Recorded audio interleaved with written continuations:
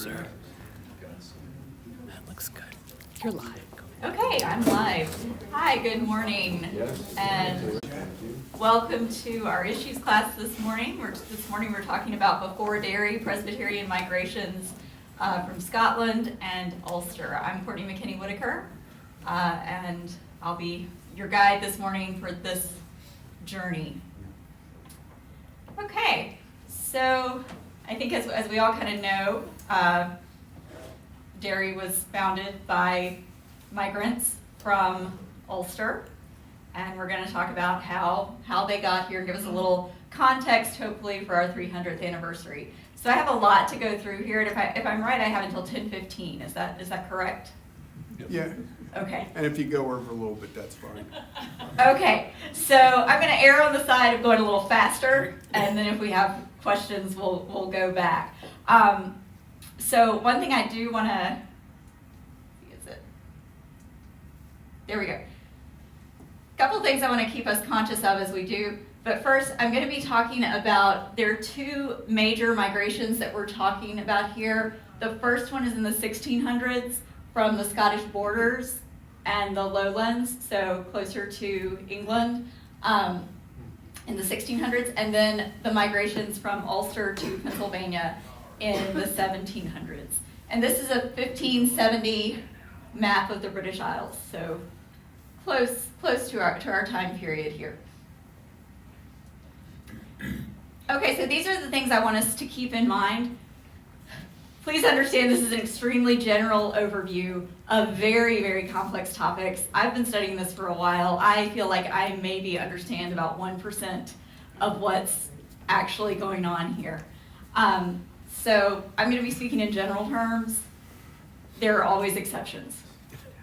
So things to keep in mind, in practice, borders are fluid.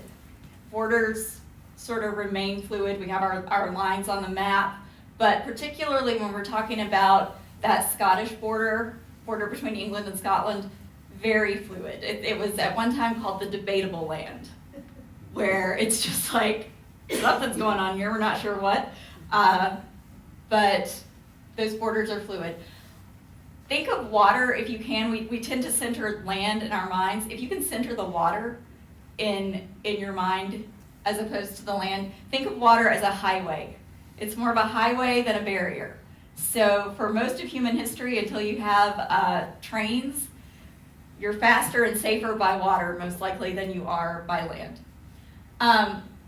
Number three, during this is what we sometimes call the early modern period, the 1700s, nation states are only just developing as centers of power.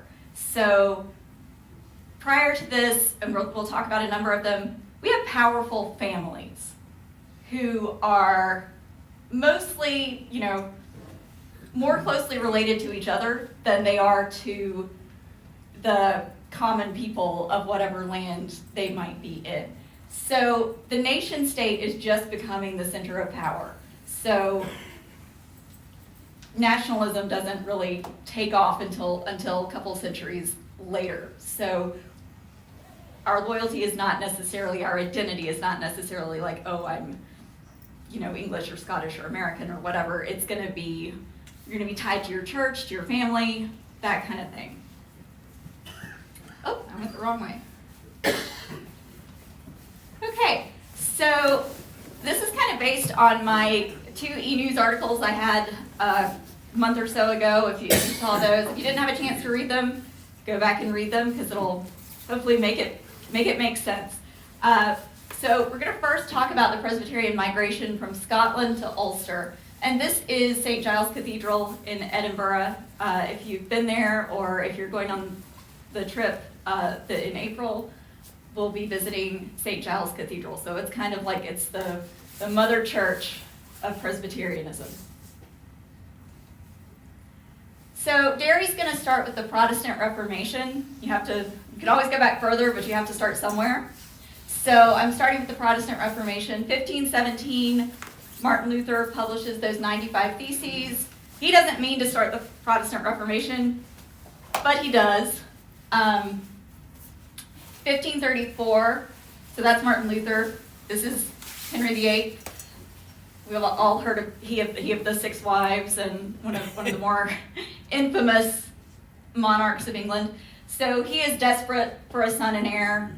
His Catholic wife, Catherine of Aragon, is approaching menopause. He's like, this can't be happening. I have to have a son and heir. So he breaks with the Roman Catholic Church so he can divorce and remarry Anne Boleyn. We all know, how that eventually went. And of course his subsequent wives as well. But, I keep going the wrong way. So this does 2 major things if we're talking about Henry VIII's actions, where he chooses to break with the Roman Catholic Church and establish the Church of England. So this does a really key thing, is that it explicitly ties religious identity to national identity, which has not really been the case prior. So Henry's concerns are political, not religious. He doesn't really care about what the religious aspects of it. He just wants to not be told what to do by the Pope, basically. So the change in church name, but not substance. So we sometimes call Anglicanism Catholic Light. Is that Closet Catholics? Closet Catholics, yeah. So so there are really serious reformers who want serious church reform. Henry VIII's not one of them. He just wants to be in charge. So the serious reformers are going to be really dissatisfied. And again, keep in mind, tying that religious identity to national identity is really key. So this is Westminster Abbey in London. Started out as a Catholic church, of course, and converted to Church of England. So one thing about this I just want to note is, if you are not going along with the religious identity that's tied to your national identity, then you may be suspected of not supporting the monarch, who is the head of both. So you're going to get issues of treason, disloyalty, all that kind of thing. So up in Scotland during this time, one of these guys is John Knox and one is John Calvin. They look exactly alike. I think Knox was really into Calvin, and he was like, ooh, I'm going to grow a beard like that too. They formed a band called ZZ Top. Okay. I don't get that joke, so I don't know. Okay. I do. Okay, good. Okay, so John Knox is spreading the teachings of Jean Calvin, who is a Swiss theologian. And then Calvinism becomes most fully expressed in this early form of Presbyterianism that's not what we have now necessarily, but it's kind of a combination of Calvinism and Anglicanism and all these thoughts that are going on at the time. Do you want to talk for just a second about what Calvinism is? No. Okay, We'll he doesn't, do he that doesn't want to tell us. It's a more secret. next week after church at noon, when we're going to talk more about Scotland. We're going to learn a lot more about Knox. Okay, and Calvin. you have to come to another class if you want to know that. But the key thing for us to know today is that Presbyterianism becomes linked to Scottish national identity. So you have your Anglicans in the south, you have your Presbyterians in the north, and you have your Catholics who are like, this is all crazy, why is this even happening? This is not good. They're up north of Scotland. Why have I drawn a big circle with an X around our Highland bagpiper? Because that's not part of it. No. We're not that kind of Scottish, okay? So, He is. well, you might be, but Derry's not. So, How do you spell Scotch? so anyway, there's this big, if you look at a map of Scotland, there's what's called the Great Glen, where Loch Ness is, and it kind of cuts down. And north of that, you have more of your tribal, what we might call our Scots Highlanders. Much of what we think about them is myth made up by George IV in the 19th century. So they're a separate group. Like they're not really, they're overwhelmingly remaining Catholic. And there's a book called British Encounters with Tribal Peoples that's really good, that talks about sort of the difference in encountering your tribal groups way up in the north versus your feudal groups in the south, but we're all sort of converting to, again, that nation state-ism during this time. So just keep in mind, not talking about the Highlanders and the clans and the Jacobites, and we will talk about the Jacobites in a minute, but we're not Jacobites up in here, so let's go on. Okay, so the Scottish Reformation happens around 1560 to 63. In 1560, really big year, Scottish Parliament meets in Edinburgh. They say Scotland is Protestant, outlaw the Mass. They start imposing increasingly stiff penalties for Catholicism, and up to and including death. This is not entirely legal because the absent Mary, Queen of Scots, repudiates it, and she says, nope, can't do that. So we're going to talk about why she's absent and what happens with that in just a minute. But in the same year, in December, the very first General Assembly of the Presbyterian Church is held in St. Giles Cathedral. So there you go. And it's some of the same people are at both of these meetings. So that's going on. Okay, so I just talked about Mary, Queen of Scots. So why is she absent? She's the Queen of Scots. She spends most of her life in France, or then later England. Much of her early life is spent in France. Most of her later life is spent in captivity in England. So why is she gone? Her father dies when she's 6 days old. She becomes Queen of Scots, and she's in massive danger. So Scotland has a pretty good alliance with France, called the Old Alliance. She's spirited away to France, kept raised at the French court. She's betrothed to the Dauphin, who is the Crown Prince of France, Francis, and she marries him. She becomes the Queen of France. Being Queen of France is a much bigger deal than being Queen of Scots. Okay, like we think about England as having all this power and oh yay, the British Isles and whatever. They don't have any of that yet. Okay, that's not until like much later. They're just like this, uncivilized. Continental Europe is like. Like we think of Idaho. Going after Idaho this morning, I mean. So, anyway, her husband Francis dies. She comes back to Scotland, but she's been gone. She's French, essentially. She's been gone all this time. She comes back. She lands in Leith. John Knox isn't happy about this. John Knox is like, ooh, I don't like women being in charge. This is his famous thing. He's like, she's probably a witch, So Mary and John Knox butt heads, totally don't get along at all. When Mary returns, she is, still Catholic. She's been in Catholic France. She is married to Lord Darnley, not this guy. She gives birth to a son who will be very important to us in a few minutes.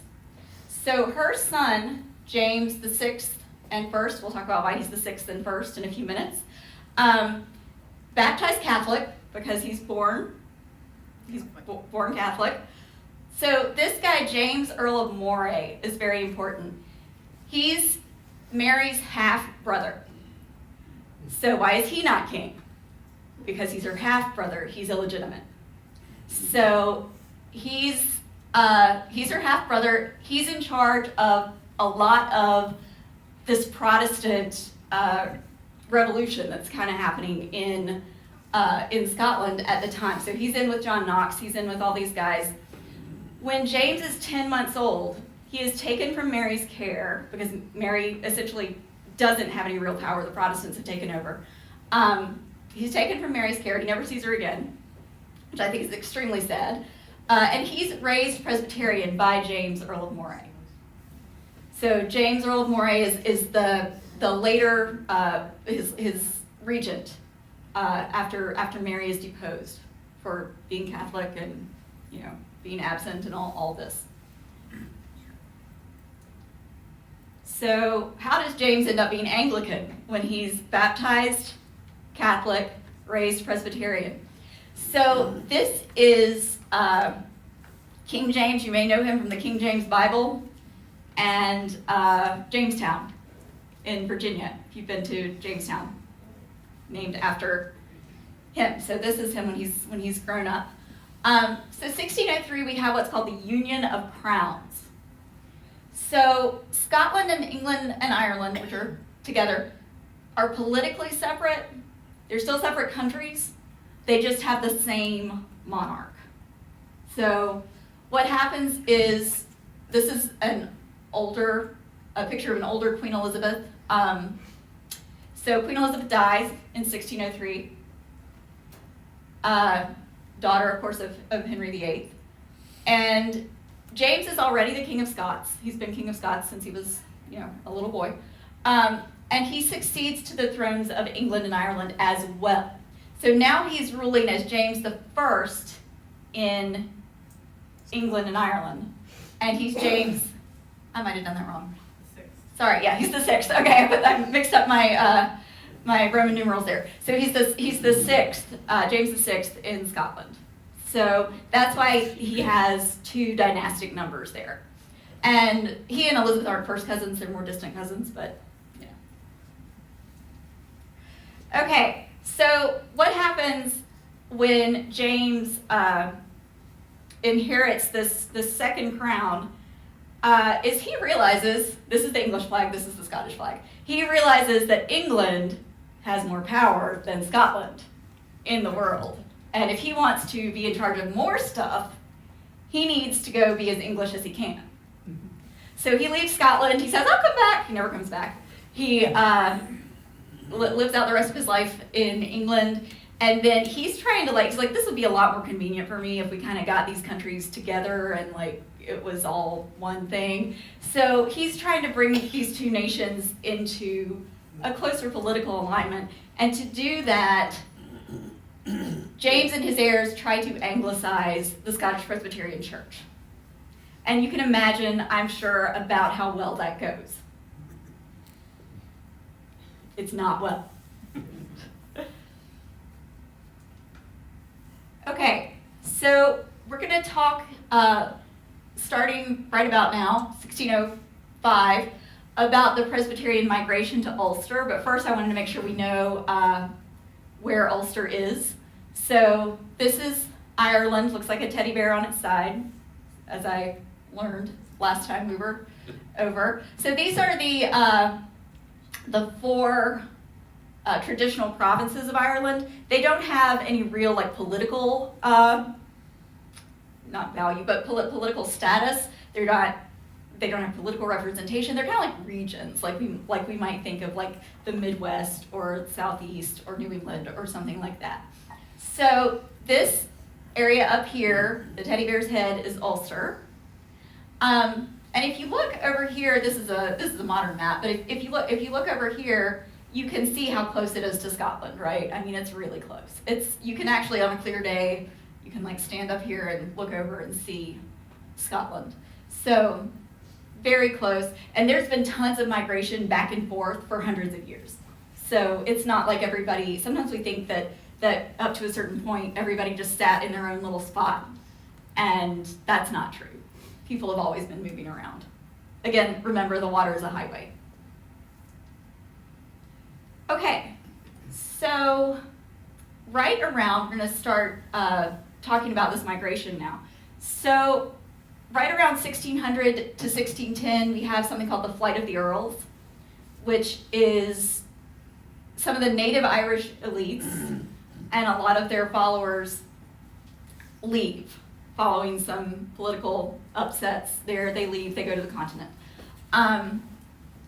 And that kind of leaves Ulster open and unprotected. So England's been in Ireland since the 1100s, but they've always had a hard time controlling Ulster. And so they're thinking, well, this is a great opportunity for us. So from 1605, County Antrim and County Down, right here, this is a real clear map, I'm sorry, are private plantations. I'll talk about what plantations are in just a minute. And then, but basically they're privately owned by large landowners. And then from 1610, the rest of it over here becomes an official plantation project of the English government. So, how to be a planter.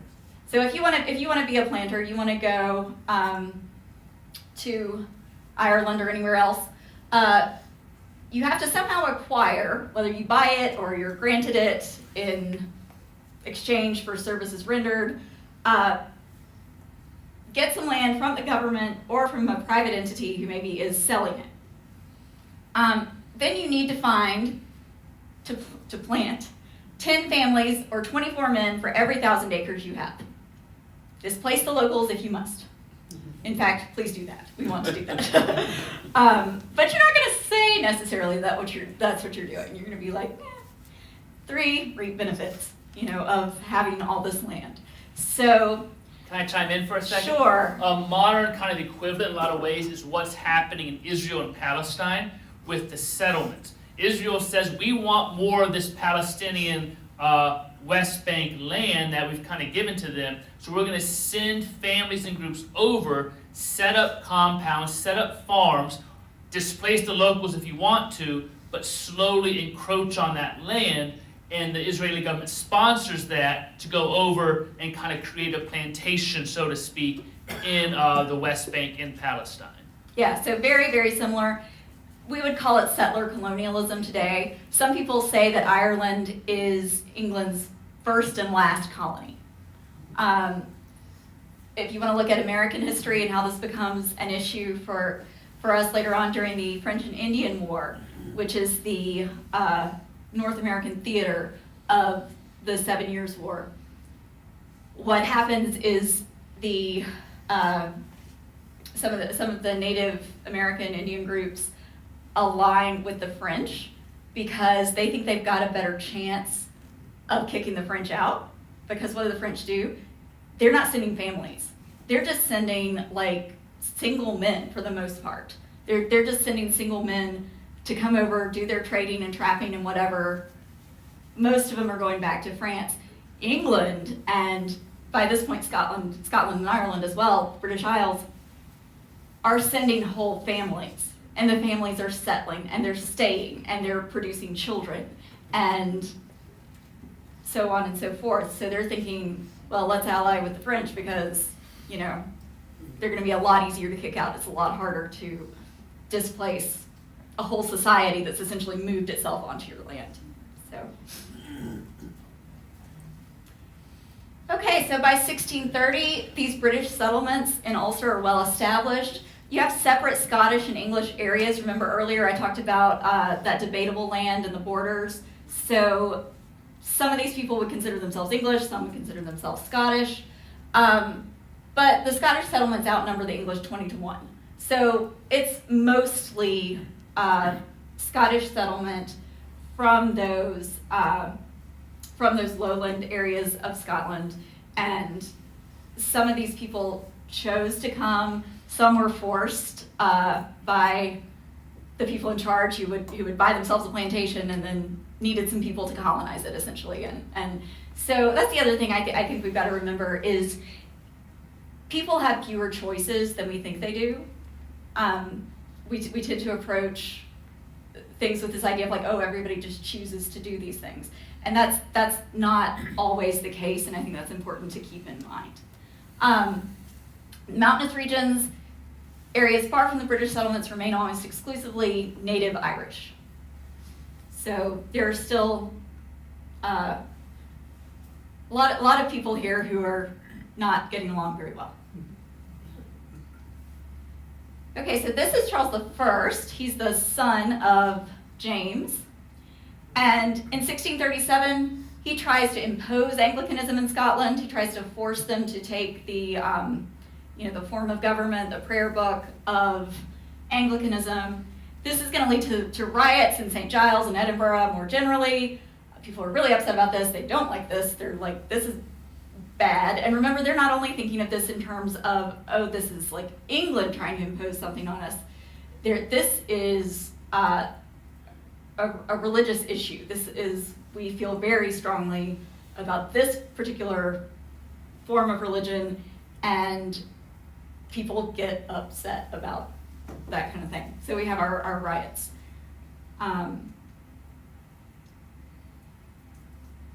Okay, so they're going to respond with the Scottish National Covenant of 1638, and it's signed by over 300,000 Presbyterians in Scotland and Ulster. If you've heard of the Covenanters, if you've ever heard of that group called the Covenanters, these are people who signed this covenant. And basically it aligns Scotland with Presbyterianism and principles of the Presbyterian Church, Presbyterian government. It's a long document. Most of it is like why Catholicism is bad, and why the church in other forms is bad. So here's the end of it, close to the end. We noblemen, barons, gentlemen, burgesses, ministers, and commons, signing, considering diverse times before, and especially at this time, the danger of, and that means to the true reformed religion, to the king's honor, and the public peace of the kingdom, do hereby profess, and before God, his angels in the world, solemnly declare, that with our whole hearts we agree and resolve all the days of our life constantly to adhere unto and to defend the aforesaid true religion. So, again, these are your Covenanters.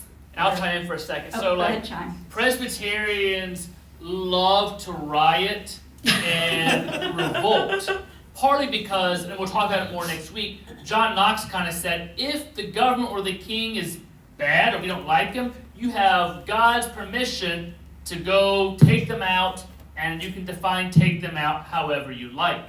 So even with the American Revolution, the Presbyterians kind of had this theological foundation of, we don't like this, we don't think it's right, we are well within our rights to have a revolution, to riot, to even use violence.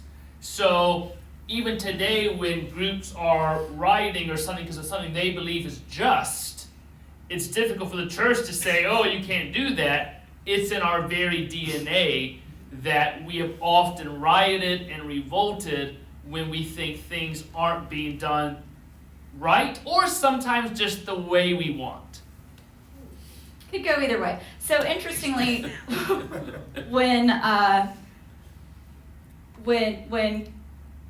Queen Elizabeth, the recent Queen Elizabeth passed away, and now King Charles was signing all of his stuff and making his initial statements and everything. My mom was talking to me and she was like, what was that thing he said about the Church of Scotland? And I was like, oh, the thing where he said the Church of Scotland can do whatever it wants. And she was like, yeah. And I was like, yeah, that's a thing from back during this time. So basically the new monarch of now what is now the United Kingdom, which won't appear until 1801, has to say, essentially, I am not in charge of the Church of Scotland. They can do whatever they want.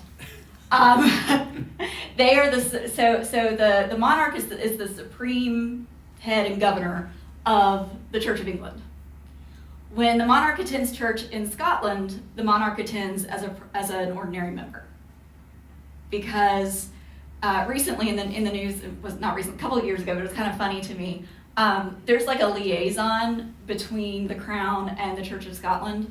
So Queen Elizabeth had said that Prince William was going to be like the liaison between the Crown and the Church of Scotland. Somehow this got twisted around, and it was saying like, Queen Elizabeth makes Prince William head of Church of Scotland.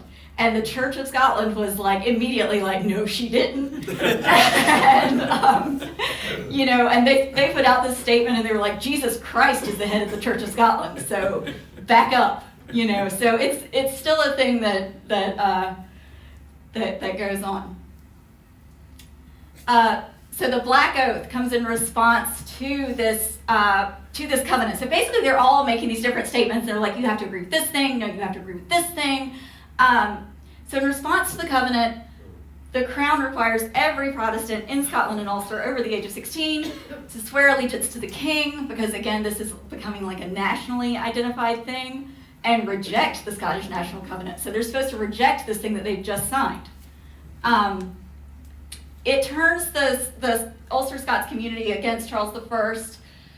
He has a lot of enemies. He doesn't need any more. We're going to have the 1640s, the series of English civil wars, lots of unrest on both islands. The native Irish rise up and slaughter tons of the planters and folks in 1641. Some of them rush back. We actually do get a few Scots Highlanders who come over with the British Army to put down that revolt. So there may be a few mixed in there. Like I said, it's not all very clear cut at all. So the king is executed in 1649 by Oliver Cromwell and his Commonwealth government. So by 1660, by the time this all kind of, calms down a little bit, this is really simplified. Identity wasn't always this clear. You've got three major religious groups in Ulster. You've got your native Irish Catholics. They're looking, Rome is their power. They're like, hey, Catholic monarchs of Europe, come help us out here. We're your co-religionist. You ought to be, it's in your interest to help us out. You've got Anglicans who are loyal to the restored monarch. We'll talk about him in just a minute, Charles II. And then you've got your Presbyterians / dissenters who are in increasing numbers, doing what they're supposed to do, which is reproducing and also moving to Ulster. When you go So- to Derry, you'll see this kind of really three groups set out. So the Anglicans will have the center of town, the nice area in the walls. Then the Irish get moved to the bog side, which is where the marsh and bog is, kind of to the south, and we'll walk through that area. And the Presbyterians get the side to the north that also isn't great, but it's a little bit better than the marsh. So they're kind of even divided geographically. Anglicans get the good area, Presbyterians get the not so great area, Catholics get the swamp. So, and also there is a Church of Ireland, and that's a little confusing as well, because the Church of Ireland is the Church of England in Ireland. So, while the Church of Scotland is Presbyterian, but then if you go in Ireland, it's going to say like whatever Presbyterian church. So, like I said, I understand like 1% of this. Like keeping all of it straight in your head is kind of difficult. Okay, so this is actually first dairy. So from 1650 to 1700, we've got continued migration from the island of Great Britain to the island of Ireland, and those are geographical terms, not political ones. So Great Britain is an island, Ireland is an island, and we've got this migration going. About 250,000 people in total by 1700 have moved, most of them to Ulster. And actually the greatest number of Scots and their Presbyterian ministers arrived during these years. So Presbyterian ministers are Awesome.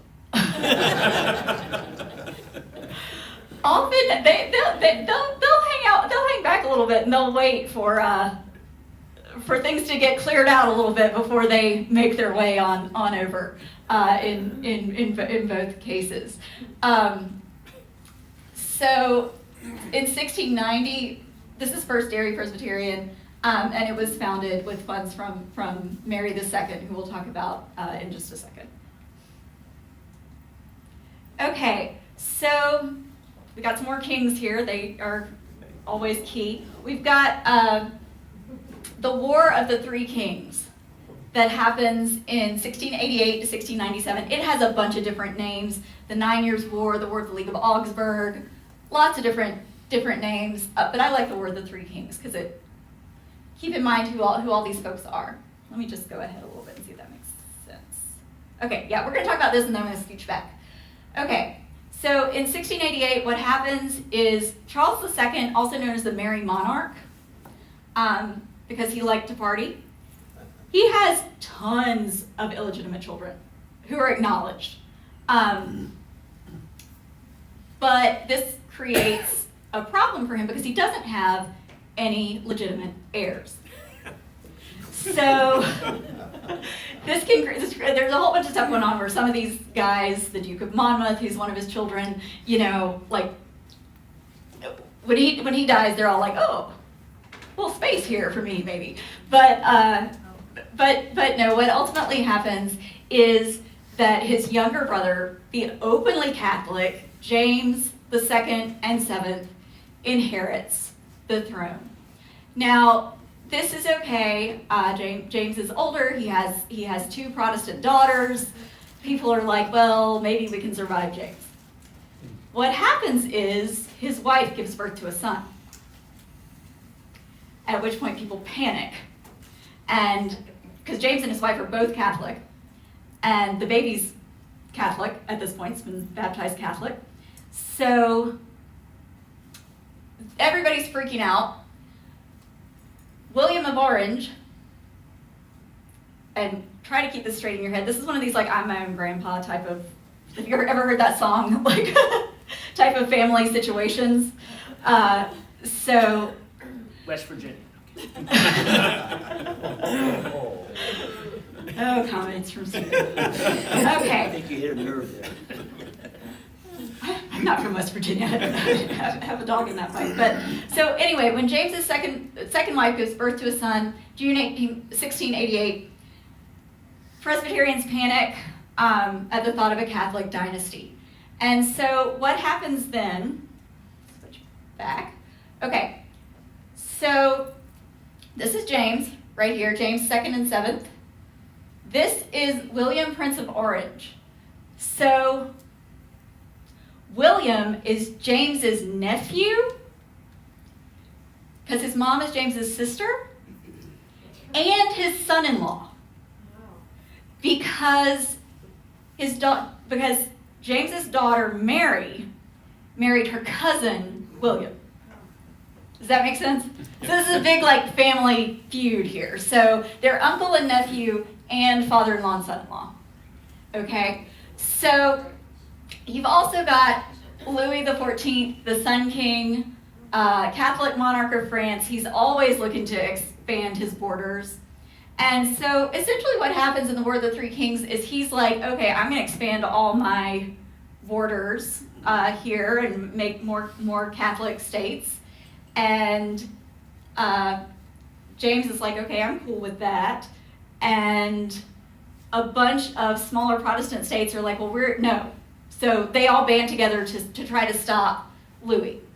And as part of this, so you got to remember, a lot of times what we think is central, like what's going on in Britain, is actually a very small part of the bigger game. Like the bigger game is happening on continental Europe. This is very tangential, but not for the people involved in it, obviously. So we've got the Three Kings, Catholic James II and VII. He's the King of England, Scotland, and Ireland because of that Union of Crowns thing. William, Prince of Orange, and then Louis, the King of France. Okay, so what happens is, this is William and his wife, Mary, wife and cousin, Mary. So what happens, and she's the daughter, remember, of James. Is that clear? Yep. Like, okay, like I have to kind of wrap my head around it. So what happens is William of Orange invades England in 1688. And the English army and the navy are like, great, because we don't want a Catholic dynasty. So yeah, hey, William, you come defeat James. So the English army and navy, they turn, they're like, yeah, we're with him now. James escapes to France, which is what he's always doing and what his heirs will continue to do for several generations. So in England, Parliament declares that James has abdicated because he left through desertion, offers William and Mary the crown as co-regents because, again, she probably has the stronger claim. She's actually the daughter of James. She's married to William. So they rule together. So they are both, she is not a queen consort. She is a queen in her own right. So they're Mary II and William III. So what happens is James tries to take the throne by using Ireland as a staging ground. So he says, okay, Catholics in Ireland, get with me. We'll, take back over. I'm Catholic, you're Catholic. But he brings a French army to Ireland as well. So remember I said nation states are not really the greatest power at this time. People are never in the army you would expect them to be in. I mean, it's like they're always, so this is a French army fighting in Ireland. Now, they do ask the Irish to sort of come to their aid and fight with them. But as far as like the big army, it's French. So what happens is this little thing that's happening in Ireland is a small piece of this bigger War of the Three Kings, War of the League of Augsburg, all of that.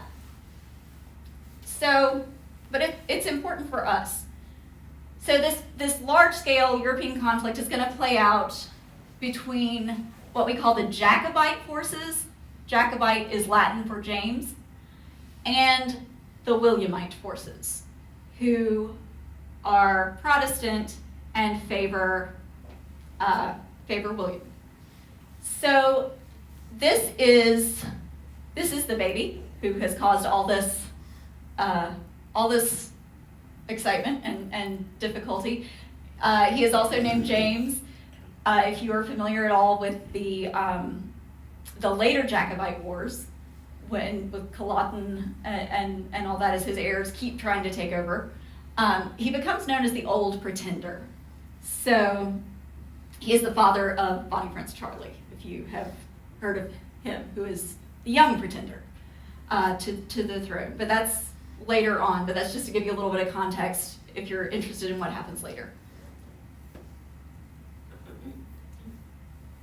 Okay, so as Protestants, the Ulster Scots are firmly Williamite. The Siege of Londonderry is the most lauded moment in Scots-Irish history. So what happens, they hear that the Catholics are coming. They take in lots of Protestant refugees from the rest of Ulster because the massacre of 1641, when the native Irish rose up and slaughtered a bunch of Protestants, still in living memory. So people are like, oh, well, yeah, let's get behind those big city walls. That seems like a good idea. So they end up holding the walled city of Londonderry against Jacobite forces for 105 days, which gives William time to get himself together and get over there and ultimately win the Battle of the Boyne and send James scurrying back to France. So that's April 18th to August 1st, Siege of Londonderry. Why is it called Londonderry? So this is still a thing, like, is it Londonderry or Derry? Personally, I think Londonderry is kind of hard to say, but the reason is the City of London sponsored a lot of the plantation of that area, and so they were like, we want some credit, let's put our name on it. So they changed the name to Londonderry. So if you are very much a British nationalist, you would call it Londonderry. If you don't care, or if you're Irish, it's Derry. So same city, just different names. Okay. Yeah. And okay, so coming up here, this is later after the Siege of Londonderry. So keep in mind the folks in Londonderry had done a lot for William and Mary. They're kind of expecting to be paid back for that. doesn't really happen. They don't get out of it what they feel they should get out of it. But a lot more Presbyterians during this time are leaving Scotland to join the Ulster Scots in Ireland. And they just didn't get rewarded in the way they felt they should have. By 1704, William and Mary are both dead. Anne, Mary's little sister, has ascended to the throne. And the Test Acts go into effect. And there are a number of Test Acts throughout the years. It's an act that is a test, so they use that name over and over. But it requires all public office holders to produce a certificate stating that they had received communion in a Catholic church. Or sorry, not a Catholic church, an Anglican church. This bars Presbyterians or any other kind of dissenter from government. So this is a problem. Little footnote, the Acts of Union take place on May 1st, 1707, and this is when we get England and Scotland united into one kingdom, now called Great Britain. So now Great Britain is not only an island, but also a political entity. And at the time, Wales is still part of England, and Ireland is a subject state to Great Britain. And you'll notice this doesn't look like our current UK flag, basically because what it is you just superimpose all the flags of all these different constituent nations on each other. So this is the English flag on top of the Scottish flag. Note whose flag got to go on top. So, and they'll get some more little stripes in there over the years. Okay, so Presbyterian migration to Pennsylvania. This is a painting you've probably seen, The Peaceable Kingdom by Edward Hicks, 1833.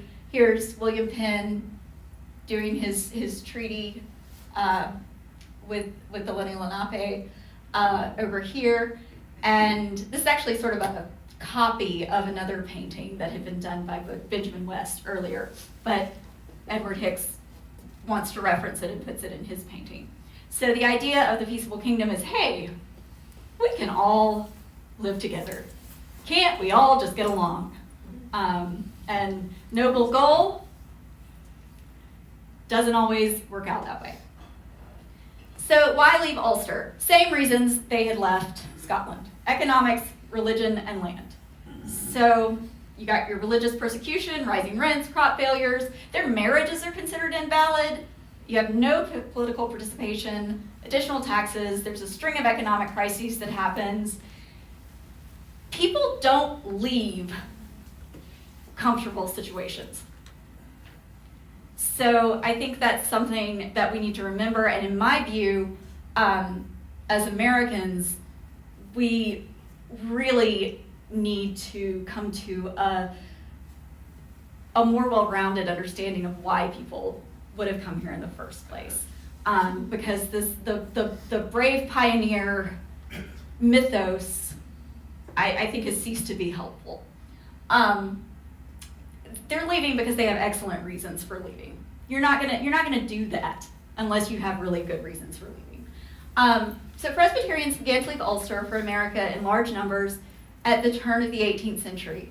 They left in pursuit of land and religious toleration, the two goals that had brought their Scottish forefathers to Ulster over the previous 3 generations. So why Pennsylvania? Pennsylvania is the most religiously tolerant of Britain's North American colonies. There are close ties between Belfast and Delaware due to the flax and linen industry. There's a big linen museum in Northern Ireland. And then the Puritans in New England didn't want them. They were hostile. They were like, get on out of here, you crazy people. We don't want you here. So here's Pennsylvania. And you can see like all these different little areas. This is claimed by Connecticut. This is claimed by Pennsylvania. One thing we don't always remember as in American history is that these colonies, these 13 original colonies as we call them, are separate. They are not one entity. They are separate entities founded for separate reasons by separate people with different interests.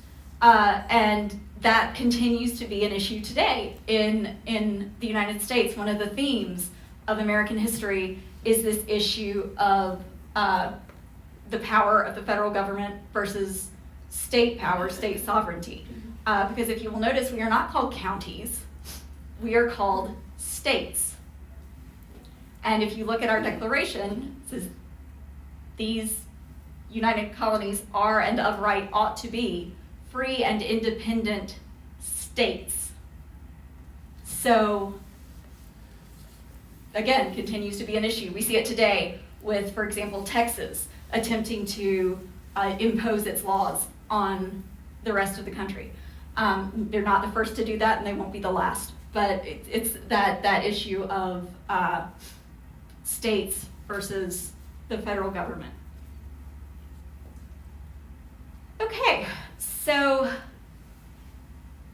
they're again a people of the borders. And I think this is really key to think about. Remember, back at the beginning, we talked about the debatable land and that kind of fluid border between England and Scotland.